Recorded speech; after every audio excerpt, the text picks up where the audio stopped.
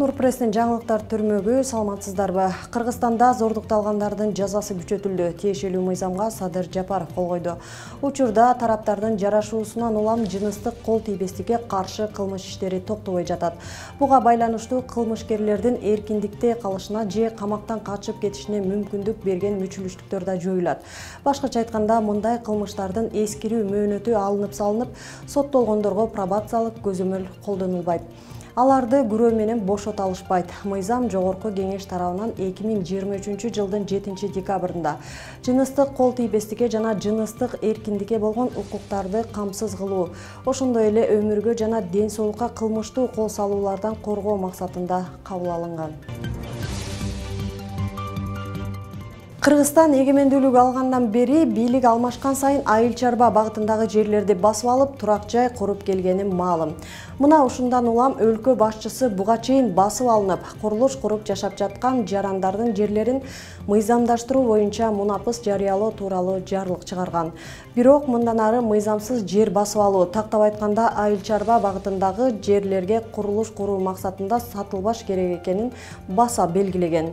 Буга карабастан учурда айыл чарба жерин эч кандай уруксаты жок эле курулуш багытында сатып жаткандар чыгууда. Бул боюнча биздин чыгармачылык топ күбө болуп келди.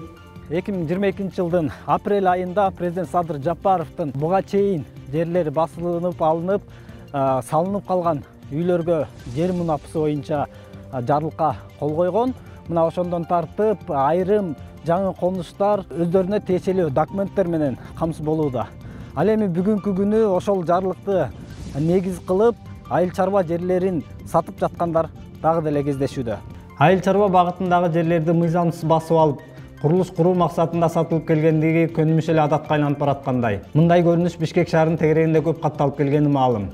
Буга бир мисал, Чүй областынын Аламин районуна караштуу Акжар жаңы конушунун айланасындагы жерлер гектарлап алышып, кайра эле курулуш куруу максатында, же болбосо үй куруу максатында сатып жаткандыгына күбө болдук. Эл арасында мындайлар гектарщик деген ысым менен белгилүү. Баасын айтып коюңузчу байке. Канча деп атасыз могул жерди? 8 доллар, 4 сотук.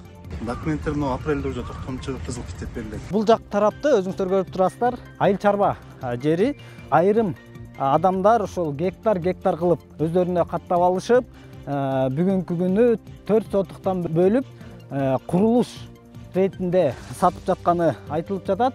Бул боюнча Нурпресс маалымат борбору жеринде барып, ошол жактагы сатылып атат деген, жер сатып атат деген элдер менен өзүбүз дагы маек куруп, канчалык деңгээлде мыйзамдуу сатылып атат, ошол боюнча маалымат билүүнү туура көрдүк. Аз кандай китептер бар бул жерде? Документ жагы кандай бул? Мында жашыл китеп бар. Жашыл китеп.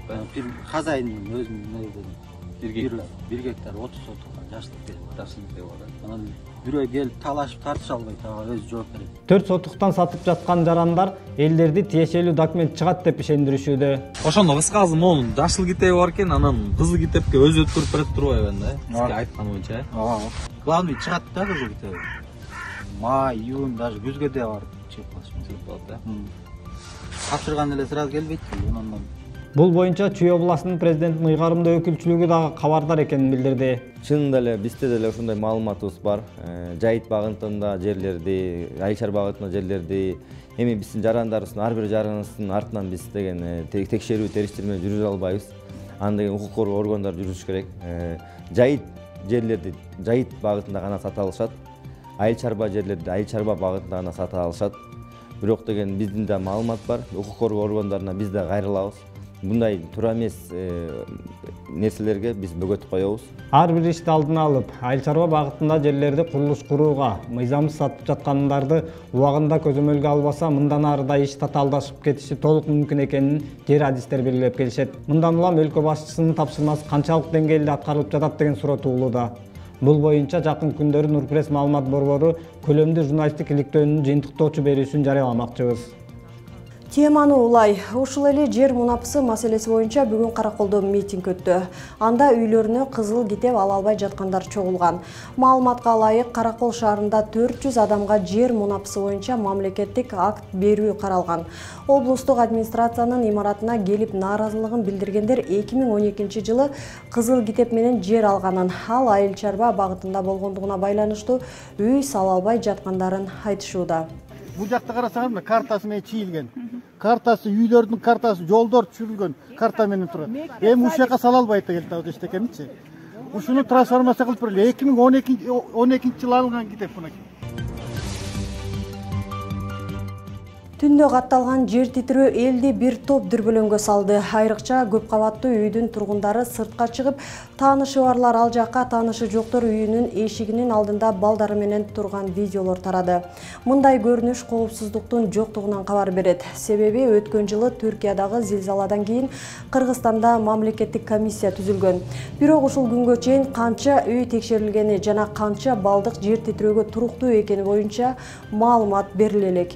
Бул тууралуу эл өкүлдөрү да айтып, жогорку кеңеште маселени көтөрүп чыгышты. Мен сунуш кылам. Эмдиги комитетке ушул маселени биринчи кылып коюп, ушул сейсмология институтунда чакырып, жетекчисин, өзгөчө кыргыздар министрин чакырып бул жерге мына ушул бүгүнкү түндөгү болгон жер титирөө боюнча толук маалыматты ала келсин. Түндөгү жер титирөөдөн кийин өзгөчө кырдаалдар министрлиги кырсыктын кесепеттерин аныктоо максатында жарандык коргонуу комиссиясын түздү. Алар силкинүү катталган аймактарда, анын ичинде жер титирөөнүн күчү жогору болгон Каракол шаарында, Жетегүз районунда жабыркаган имараттарды иликтеп жатышат. Нурпресстин маалыматтарын YouTube, Instagram, Facebook, Telegram'dan көрө аласыздар. Нурпресс чындыктын изи менен.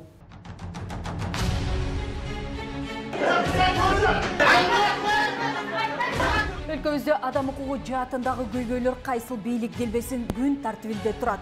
Укук коргоочулар канчалык коңгуроо какпасын, укук коргоо жаатындагы иштер алдыга деле жылып кеткен жок. Темир тору артында акыйкаттык издеп үмүт менен жаткандар канча. Дал ошол себептен Нурпресс маалымат борбору тажрыйбалуу юристтер менен биргеликте укуктук талаада иш алып барат. Ошол эле тергөөнүн бурмаланышы, сотко койгон ишенбөөчүлүк жана мыйзамдагы карама-каршылыктарды коомчулукка алып чыгабыз.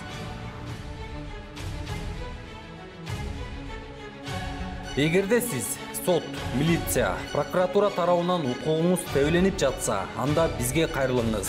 Талдоочу журналист жана тажрыйбалуу жактоочу юристтер менен биргеликте сиздин укукту бирге коргойбуз. Кыргызстандын 7 дубанын кыдырып, окуянын чоо жайын жеринен чагылдырып, иликтөөгө алабыз. Нурпресс чындыктын изи менен.